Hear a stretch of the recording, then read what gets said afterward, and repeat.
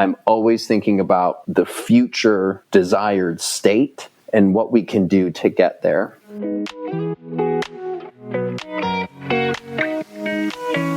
Hello and welcome to Feeling Money, where we explore where money meets real life. I'm your host, Rachel Kinney. I'm a financial therapist who is curious about the meaning and power that money has in our individual stories, in our relationships, and in our wider communities. Let's get to it. Hello and welcome to Feeling Money with Rachel Kinney. I'm Rachel Kinney, your host. We are here today with Michael Woodnorth. Michael is the founder and CEO of Woodnorth Advisory, a consultancy offering strategic growth and capital advisory services to mission-driven organizations. He's originally from Chicago, and he moved to Nashville 7 years ago to start his career and served in various roles from investment banking to nonprofit management before starting his own company. He is married and enjoys spending time with friends outside and trying new vegan foods. Welcome to Feeling Money, Michael. Thanks so much for having me, Rachel. I'm glad to be here. We're so happy you're here. So I'm going to start with, how was money talked about in your family growing up? What messages or lessons did you learn about money or finances while you were a kid? Yeah, that's an interesting question. It can be kind of hard to recall those details, but I remember talking about money more than I think other kids did with their families. I come from sort of an entrepreneurial family. My mom runs her own business. My grandpa ran his own business, and my dad had a side hustle. And so we were always aware of money, and I think we were a pretty frugal family. My mom was in school when I was growing up, and there were times when my dad was working, times when he wasn't working. And so I feel like we talked about money often, and it was always in the context of saving and trying to figure out what was enough. But I got some lessons around the basics of banking, how to save, how to have a checking account, what a certificate of deposit was, and different instruments to take care of your money. And through the different businesses that were being run in my family, I learned about investment and returns and how to use money wisely. And so it was talked about quite a bit, and usually around how to use money strategically. So it made sense for you to go into banking with that kind of conversation. Yeah, it absolutely did. So in your work with Woodnorth Advisory, you work with nonprofits and mission-driven organizations, and I think a particular passion of yours is social enterprise and social entrepreneurship. How did you come into this work? What made you want to start your own advisory? Yeah, I think it's an interesting story. So as you mentioned in the intro, I moved to Nashville 7 years ago. And at the time, I was an investment banking analyst. And I did that for about a year before I moved into corporate banking to have better work-life balance. And after I was in corporate banking for 2 years, I came to faith as a Christian, and my boss at the time was still is a big mentor for me. And he was encouraging me to think about my future and my career. And I knew that at that point, because of my faith transformation, I wanted a career transformation. I wanted to figure out how to use the business skill set to help other people. And so it all began with a serendipitous Google search. I was thinking about going back to school, and I knew I wanted to do good in the world. So I Googled, what can an MBA do that's good in the world? And this was in 2016. And that's when I first learned about social enterprise and impact investing in the nonprofit space. And I didn't really understand it, but I knew that I wanted to be involved with it. And so I went back to school. I was at a full-time graduate business program. I had work in impact investment and social enterprise consulting. And then, as you mentioned, I went to work for a nonprofit here in Nashville that operated some social enterprises to provide employment for formerly incarcerated men and women. And so in the first few years of my career, I had seen investment banking, corporate banking, MBA, business strategy, social enterprise, nonprofit, impact investing, and realizing that that was a fairly unique variety of skills for one person to have. I decided a year ago to start my own company to use those skill sets to help early stage mission driven organizations really think strategically about their growth and find the right capital to support their goals. Yeah, that's quite the journey. So it sounds like you had this really big conversion, transformation around your values around money. Would you say that that's fair? Yeah, absolutely. So when I was in, I guess, my early 20s, and I was early in the banking roles that I had, I was very focused on making money and saving money and having money for me. And then my faith drove me to reconsider that. And instead of focusing on using my skills to prop up my lifestyle, it was more about stewarding that skill set to have a positive effect on the community that I lived in and the people around me and people who could benefit from that skill set but didn't yet have it. Mm-hmm. And I think that it's maybe more rare, and maybe it's becoming less rare. I would love your opinion on that. But with this impact investing or social entrepreneurship, it's rare for nonprofits to really incorporate business strategy or lessons from the business world or from the people with MBAs. Would you say that you see a need for people like you and like your advisory in our city and in our nation? Yeah, that's a good point. A nonprofit that operates social enterprises is certainly more rare than one that doesn't. But I think the need for the business mindset in terms of ways to earn revenue or income in a market and to think sustainably about the future and think about the growth of the organization from a business perspective is important at baseline, but is also increasingly important these days because what we've seen this year with the pandemic and the public health situation, a lot of nonprofits have realized that they're having to cancel events. They can't do fundraisers in person. A lot of the people who normally donate aren't able to do so right now because of their personal financial situation. And so there's, I think, an increasing awareness around the need to think strategically and sustainably about, okay, what are other ways that we can support not only the budget of the organization, but support the impact of the organization through a product or service that we can take to the market. And so I think it's a rare thing now, and you're right about that, but it's increasingly entering the spotlight as something important for nonprofits to be considering.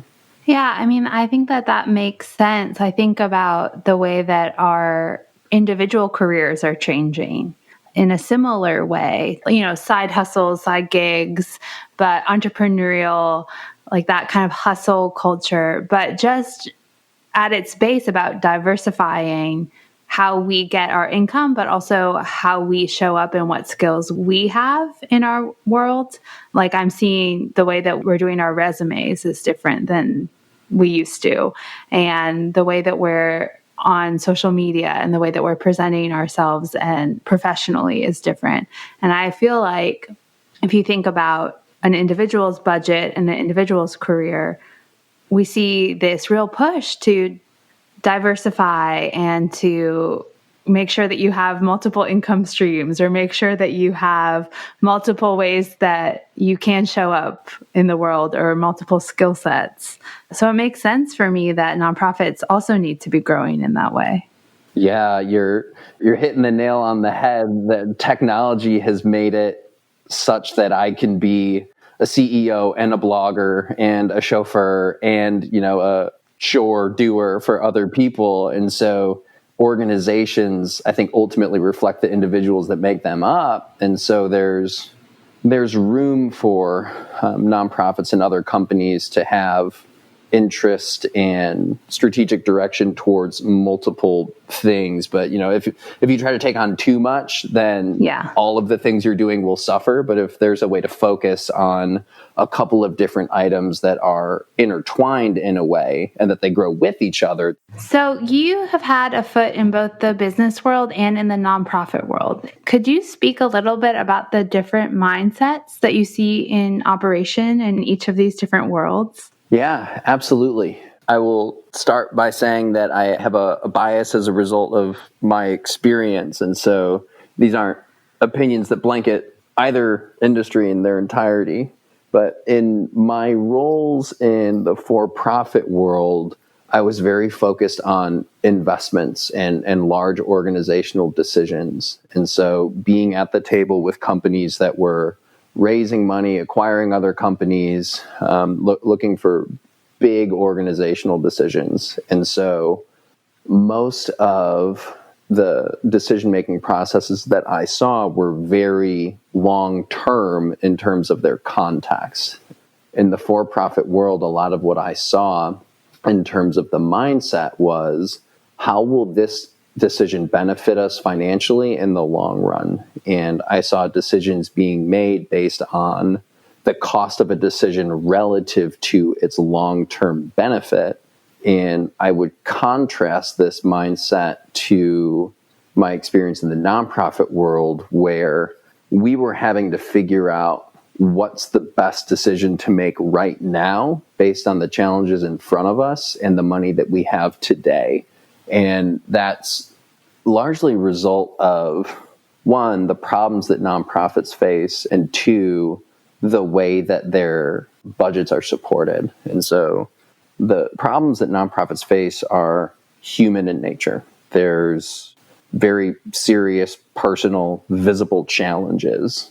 When you're faced with that every day, you want to do everything you can to solve the problems that the population you serve are facing.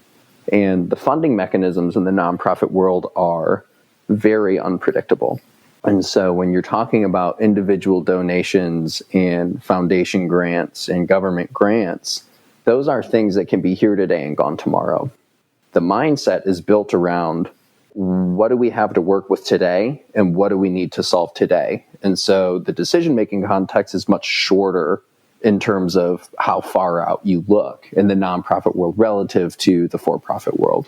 Yeah, so you're talking about different time horizons, and it almost strikes me as that the nonprofit world is operating with a little bit more uncertainty and almost scarcity around, we have to serve these people now, and we don't know what's coming down the pike.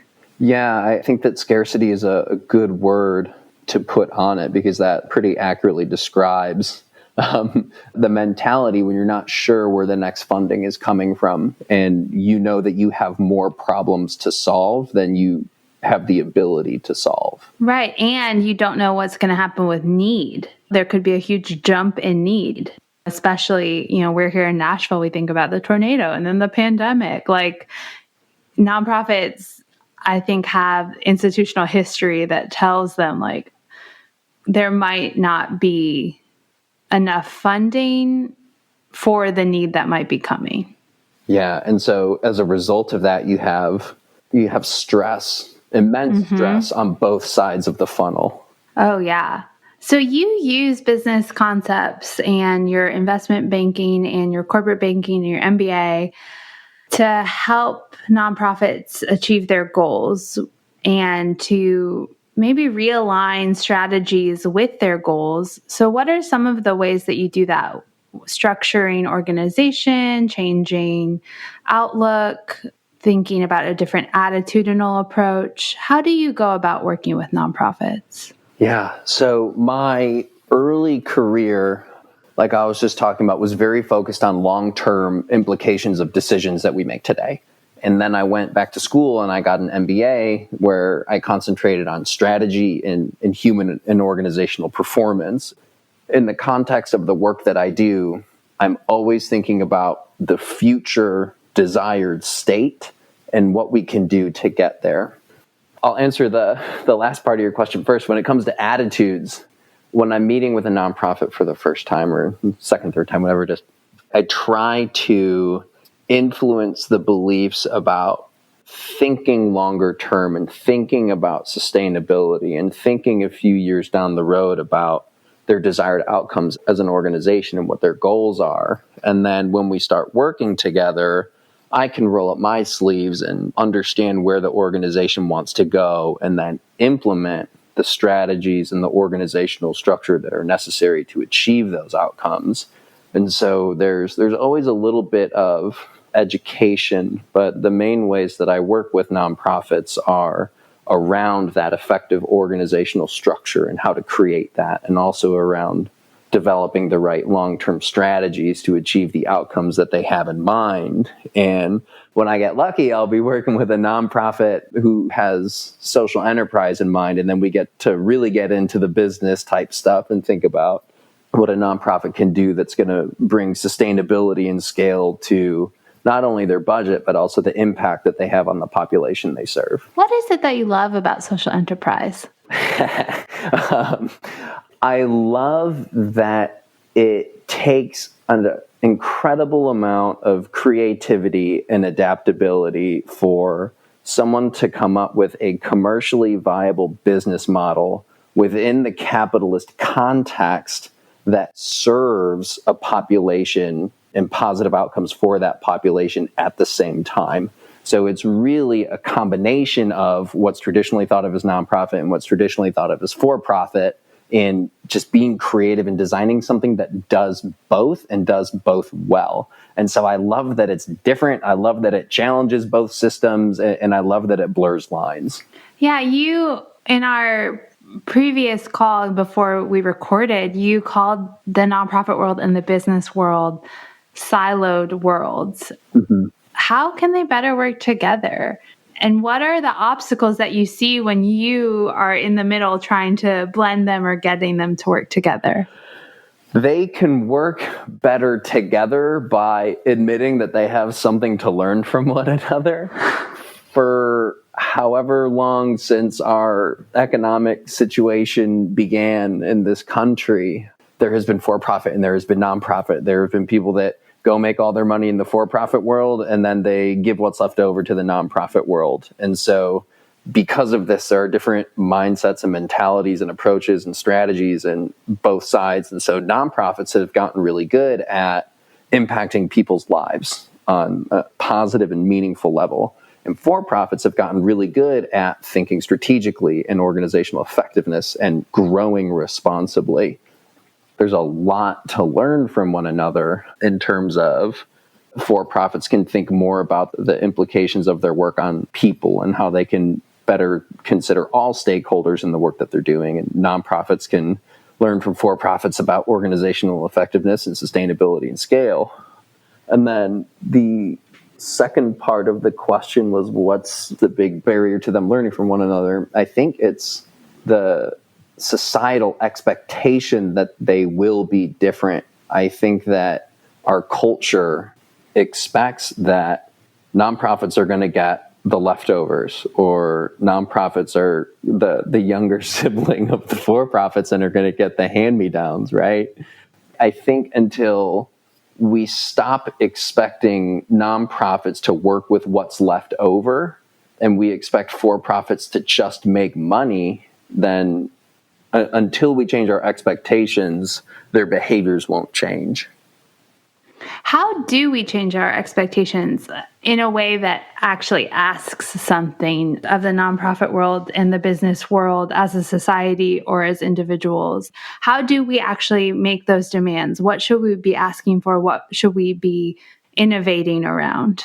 The best way to vote in a capitalist society is with your wallet. So I think there's a lot of education that's already happening around business practices and corporate social responsibility and environmental sustainability, responsible governance structures.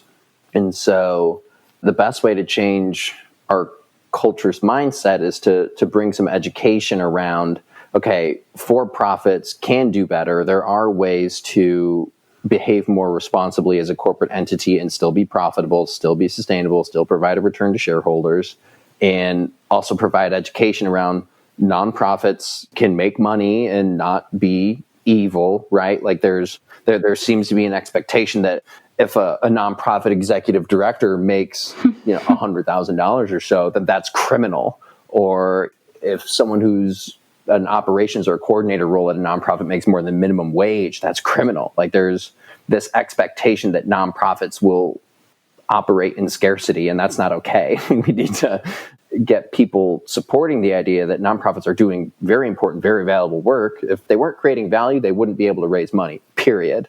And so we need to accept the fact that the people there are working very hard and they should be compensated appropriately, and nonprofits should be allowed to sell products and sell services and have revenue in their budget and not have people blow up and say, well, why would I give you money? I mean, there's perfectly good reason to support an organization that is trying to become sustainable and responsible in the way that they treat their employees and run their business. That's the way to change societal expectations. But the way that leads to organizational change is, back to what I said at first, is voting with your wallet. And so shopping from an organization that is a nonprofit but runs a social enterprise, purchasing their products because at the end of the day it's doing some social good, or choosing to patronize a certain corporation because that they have good corporate social responsibility practices. And so we need to learn more as a society and then make purchasing decisions based on what we've learned in order to affect the system at whole.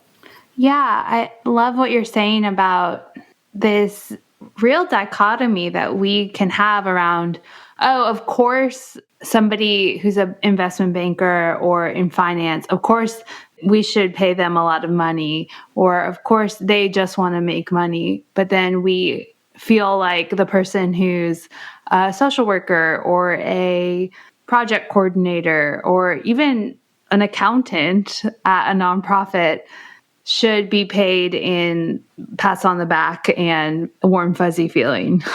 Mm-hmm. Yeah, as we talked about before, the term needs an update, but the term for that is passion exploitation. And nonprofits and the people who fund nonprofits and make the decisions at nonprofits expect that people will want to work there out of the goodness of their heart. Mm-hmm. But that only goes so far, because I can have a good heart, but I still have rent. I still need groceries. I still need healthcare. I still need to pay for the same exact things that my for-profit peers need to pay for. And my work is still valuable.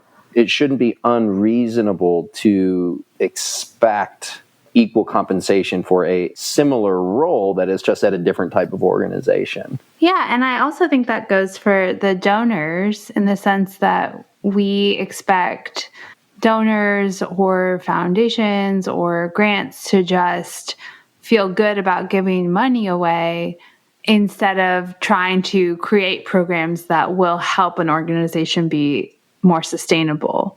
Right. So the education on the donor side to start thinking more about their nonprofit contributions as investments would make a lot of changes and allow for new, more innovative types of behaviors at those organizations. Because it's just funny how people will treat their assets so differently based on where they put them, right? Like my investment portfolio, I think about this way, and I definitely want to see a return on the money that I put there. But in the nonprofit portfolio, I just want you to do this one thing and write me a report about it because it's going to make me feel good. Right.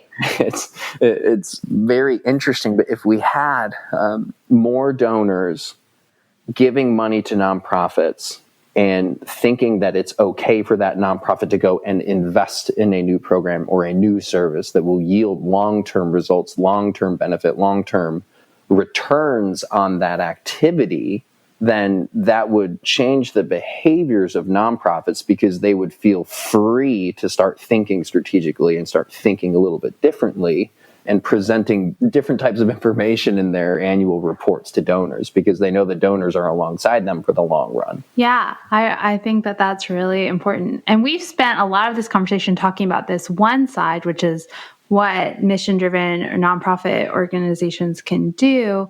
But you also work on the other side, and this question also can be asked of for-profits, which is, we can demand, and I think we're seeing this more recently around the protests that have been happening.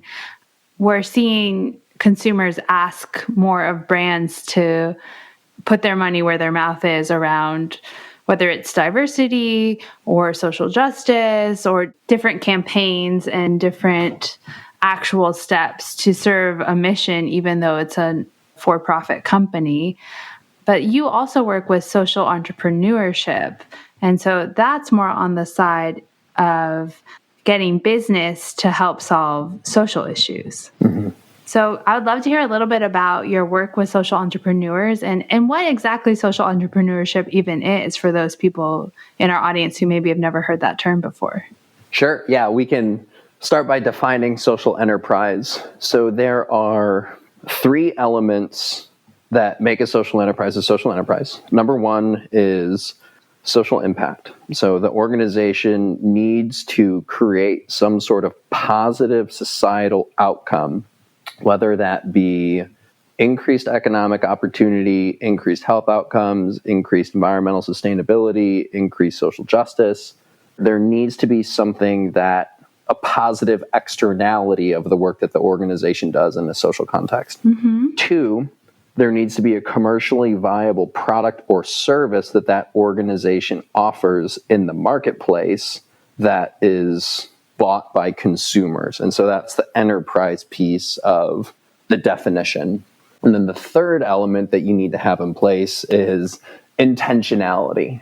The combination of your social impact and your commercially viable product or service needs to be built into the organization either through policy, your standard operating procedures, your governance, even your legal structure can be used to support the combination of your social impact and your commercial viability. And so those are really the three things that will qualify you as a social enterprise. And the way that I work with social entrepreneurs, in one sense, it can be similar to the way that I work with nonprofits in terms of setting strategic goals, thinking about the organizational structure and the strategies that will yield those outcomes, and helping social entrepreneurs and CEOs of social enterprises think through how to grow their business responsibly and also impactfully. And the second way that I work with social entrepreneurs, which is different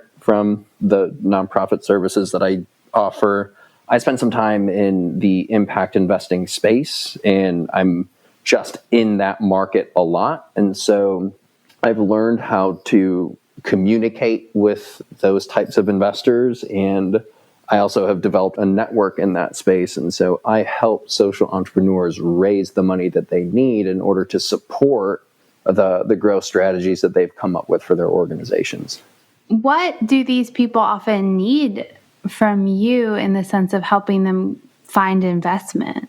The biggest need is really learning how to speak in a way that an investor can hear.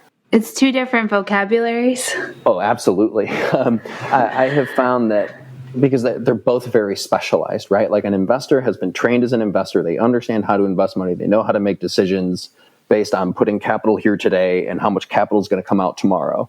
That's what they speak. That's what they know. A social entrepreneur understands the social problem that they want to solve, and they understand the product or service that they're going to create or offer or sell to achieve that social outcome.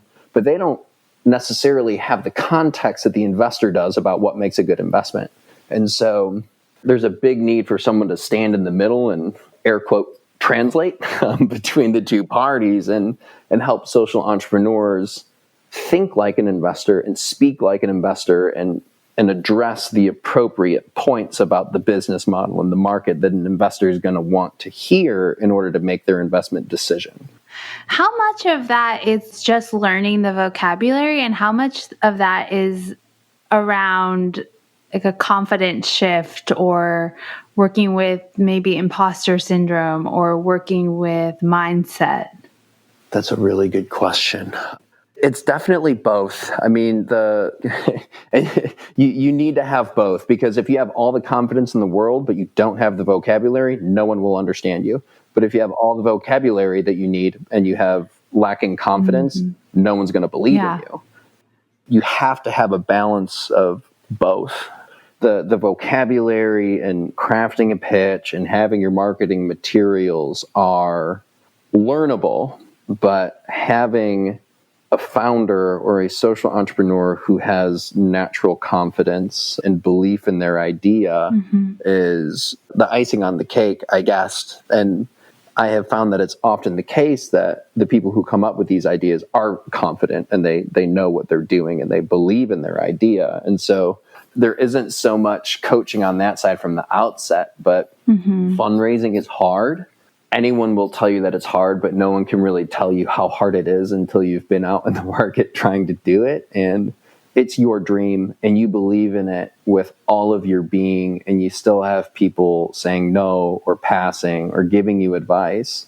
And so on the confidence side, the need is really for encouragement and support and continued education and coaching someone through the numbers game that is fundraising, and keeping them focused on the idea, keeping them focused on the company and its viability, but also managing through the harder times of the investment process. Yeah. And I know from what I've read and heard about people fundraising that there is some difficulty, especially if you're an underrepresented entrepreneur or you're from a non-traditional or underrepresented background, because a lot of times investors are doing something called pattern matching, right? Like who have we funded before, who it's worked for. And I know that you said that you like to work with, all different types of founders and all different types of entrepreneurs. So could you speak a little bit to what are some of the challenges you see in that space? Yeah, absolutely. And the pattern matching is a very real issue. And if you look at the statistics around venture capital specifically, it's very focused in terms of who controls the funding and who receives the funding. I mean, a huge percentage is focused on white males, and even further focused on white males who live in San Francisco or Boston. And so there is certainly a need to increase the representation of different founder demographics in the venture funding space. And so the problems that I run into with that when I'm working with entrepreneurs, and this can be underrepresented in terms of race, gender, having a business background or not having a business background. A lot of times I'll find myself trying to teach an entrepreneur how to speak to investors. And this is something we touched on a little bit earlier, but in coming from an underrepresented demographic or class, you just may not have learned how to speak to an investor or have learned the mindset that an investor has around making these decisions. And so even if you find a way to get to the table, you may not be able to maximize your opportunity once you're there. I have a lot of fun with working with founders and just teach them how to speak a little bit differently, teaching them how to convey their ideas a little bit more differently, and helping them understand the different parts of the business to focus on. And when they're like, really, investors care about that? Or I have to say that way? And like, I need to put a number on that? It's like, yes, absolutely you do. I know it seems silly. I know that you understand what you're doing is working. And I know that your customers understand what you're doing is working. But there's just a certain way to say it. There's just a certain way to present to have a higher probability of getting funding at the end of the day. There's just an education process that needs to happen that I get a lot of joy out of. Yeah, it's about, like you're saying, the translation work, but also just a different way to tell the same story.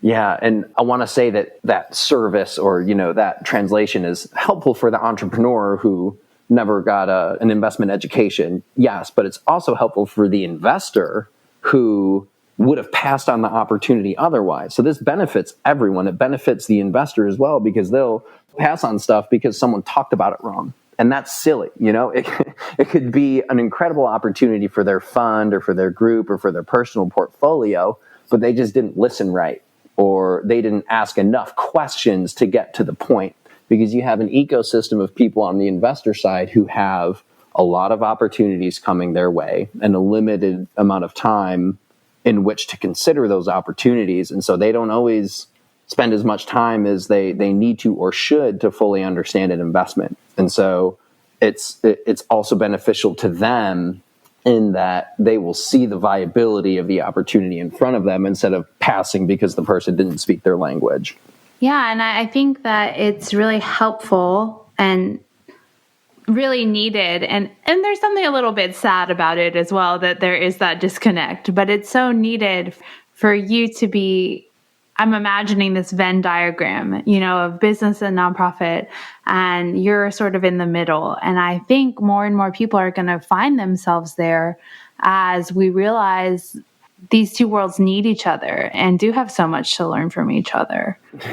You're right. It is sad. And I think everyone could benefit from getting outside of their circles and learning to speak other people's languages, because there's opportunity to create value in a business sense, but also just on a personal sense for learning to understand how to work with different types of people. Right. The more that my work affects that or furthers that or brings more people to acknowledge and act on that, then I don't know, the better off I think we're all going to be.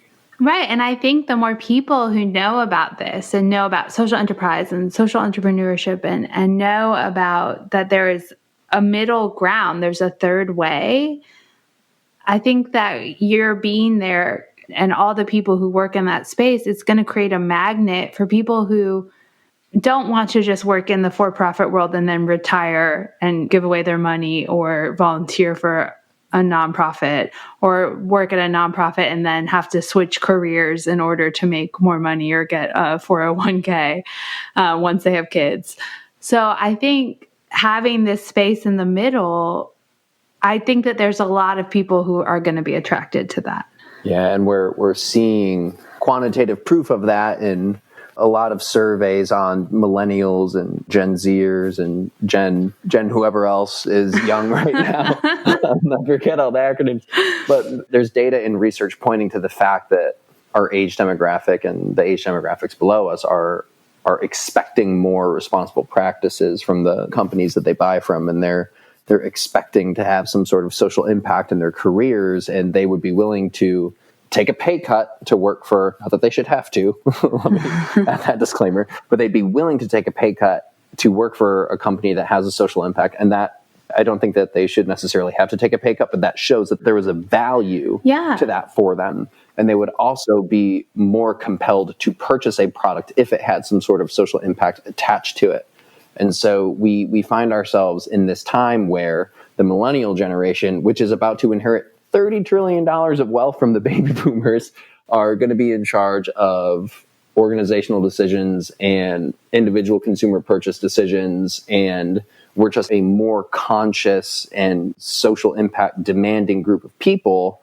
And so it feels like while the overlap in this Venn diagram may be kind of small right now, I expect that it will continue to grow. Yeah, I think you're right. And it's just going to get bigger, because I also think we are really attuned to good organization and sustainable organization. Yeah, absolutely. And that's, I think, largely a result of the fact that there's so much more transparency between consumer and corporation now than there ever has been in the past, with the presence of social media and technology and the frequency with which we're able to consume news. Yeah, and I also think that startup culture has something to do with it as well. There's just been this whole boom of people reading and writing books around how we communicate and how we organize and how we use strategic thinking.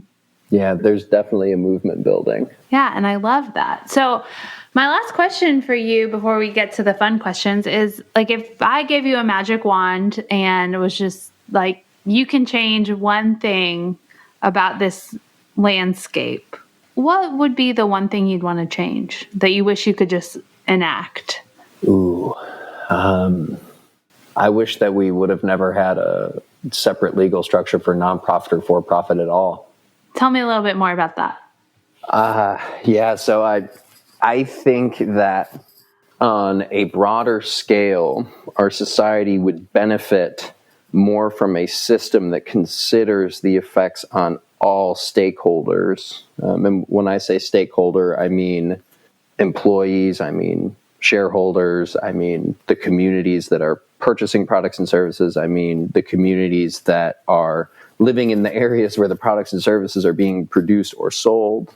And if businesses started out considering every implication of their decisions as a means of their decision-making process and the way that they think about value, then there wouldn't have been this need, or at least such a large scale need to create a nonprofit sector that is committed explicitly to social services, but rather if there was a more conscious version of capitalism from the start, I think we would have been able to avoid a lot more problems.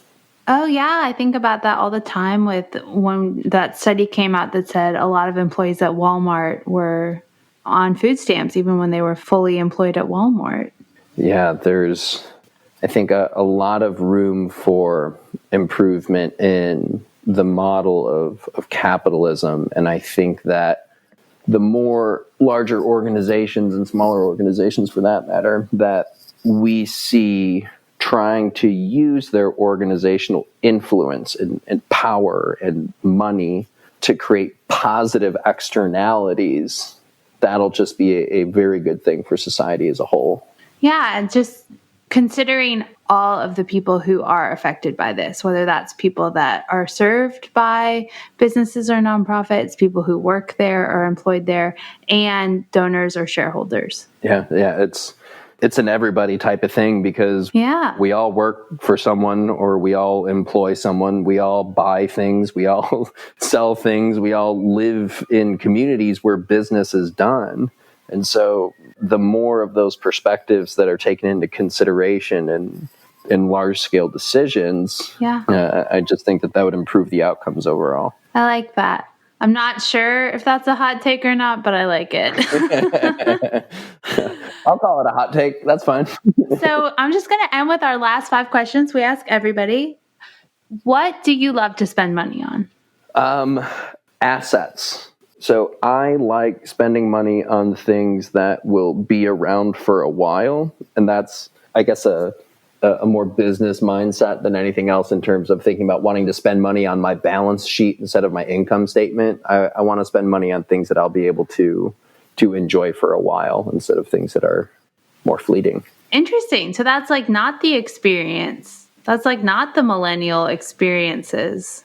Yeah, call me old-fashioned, but I guess I have a longer investment horizon than most.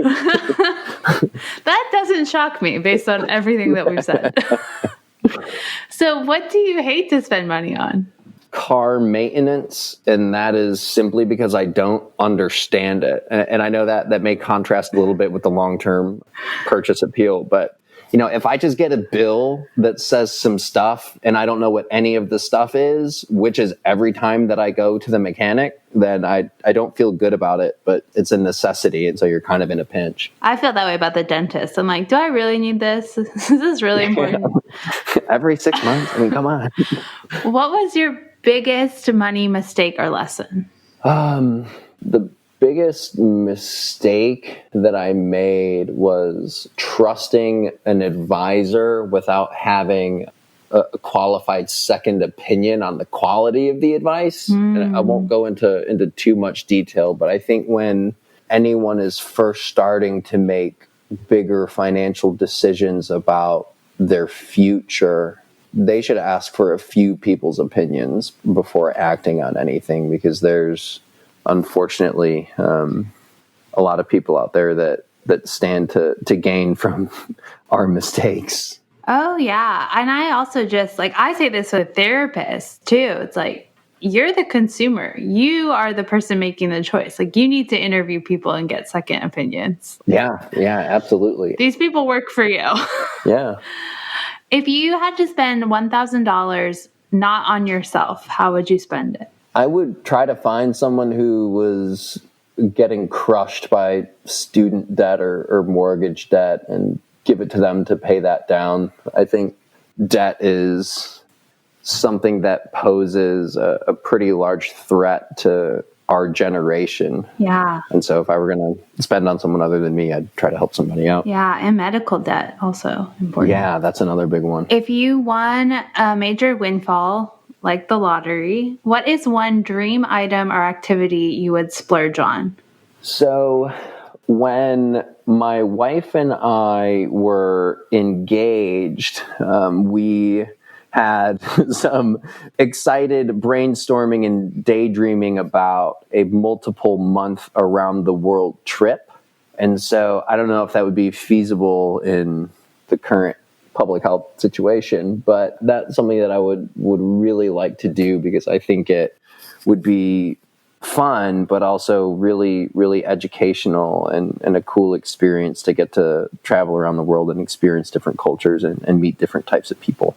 Oh, yeah. I read a lot of the financial independence, retire early community, FIRE movement, and they always talk about sabbaticals. And I think that would be the coolest sabbatical, is to take 6 months and travel the whole world. Yeah. But I'm not sure that that's on my horizon unless I win the lottery.